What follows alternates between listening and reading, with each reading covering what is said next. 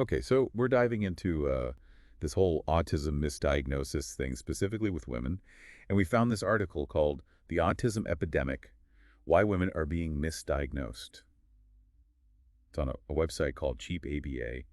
It's pretty intense stuff, like just how many women are being misdiagnosed. It's wild. Yeah, it's not just a small oversight. This is impacting a huge chunk of the autistic community, Yeah. especially women. Yeah. Like the article mentions this study from the National Autistic Society Mm. and says that like 42% of autistic women were initially diagnosed with some other mental health condition instead of autism. That's basically half.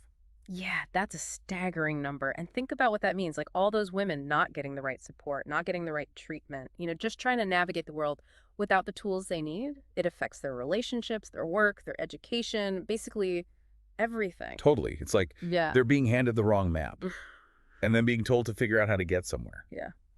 It's no wonder they're struggling. So, okay, that begs the question, why is this happening? Why are so many women being misdiagnosed? Well, I think a big part of it is that the tools we're using, the diagnostic tools, they haven't really caught up. They were mostly developed based on, boys, autistic boys. So the way autism presents in women can be different, and that can easily be missed. So we're basically using a one-size-fits-all approach when it Yep. comes to autism.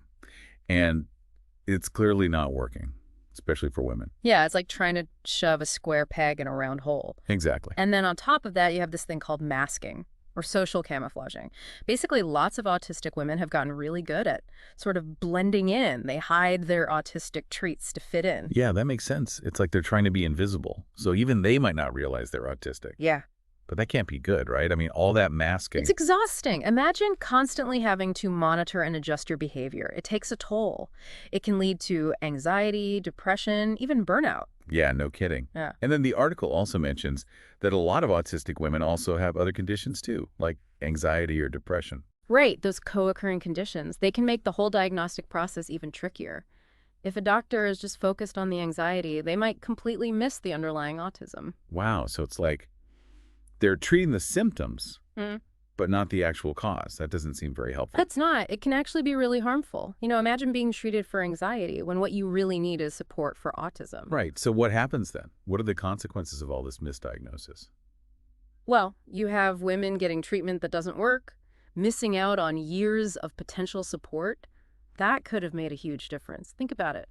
Trying to navigate education, work, relationships without any understanding of why you're struggling, it's a recipe for frustration and isolation. Yeah, it's heartbreaking to think about all those missed opportunities and the emotional toll it takes. Like they must feel so lost and alone. Absolutely. And it can have a devastating impact on their self-esteem and their mental health.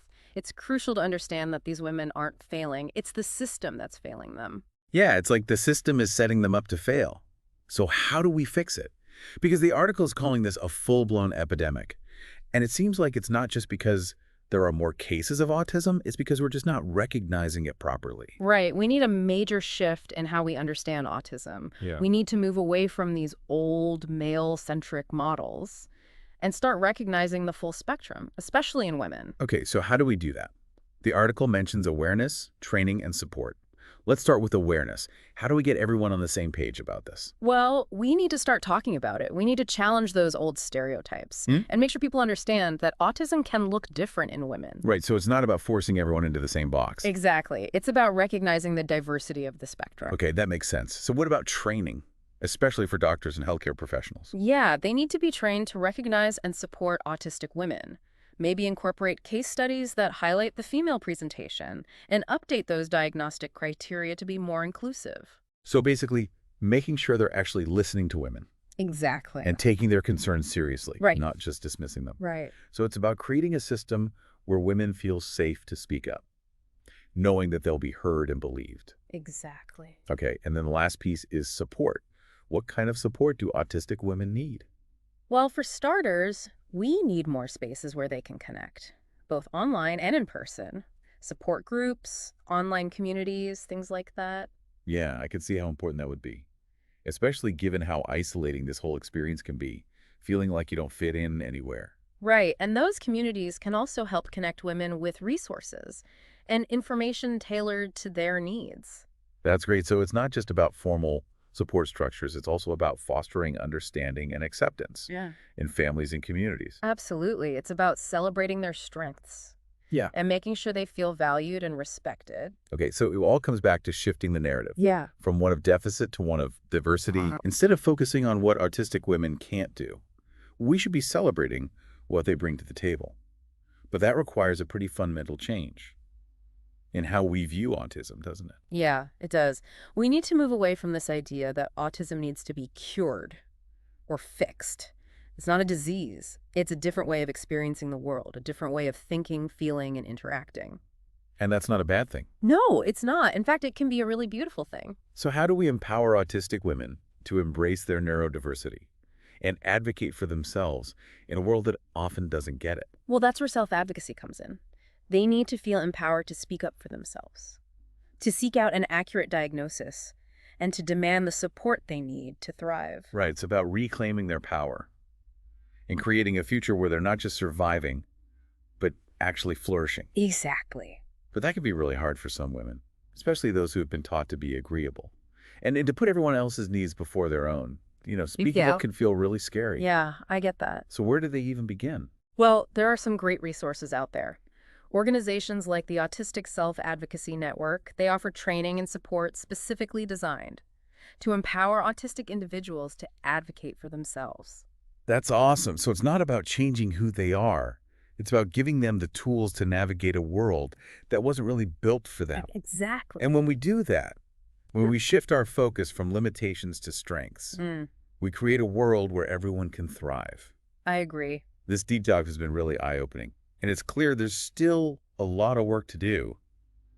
But I'm feeling hopeful. Me too. The more we understand about autism in women, the better equipped we'll be to create a more inclusive world. A world where every autistic person feels seen and heard. Exactly. Not just by doctors, Yeah. but by their families, their communities, everyone. Yeah. That's a future worth fighting for. Absolutely. And it's a future we can build together. One conversation, one action, one step at a time. That's a great note to end on. Thanks for sharing your insights with us today. It's been my pleasure. And to you, listening. If you're looking for more information, check out the resources we mentioned. Knowledge is power, right? The more we understand about autism in women, the better we can advocate for a more inclusive world. Thanks for joining us.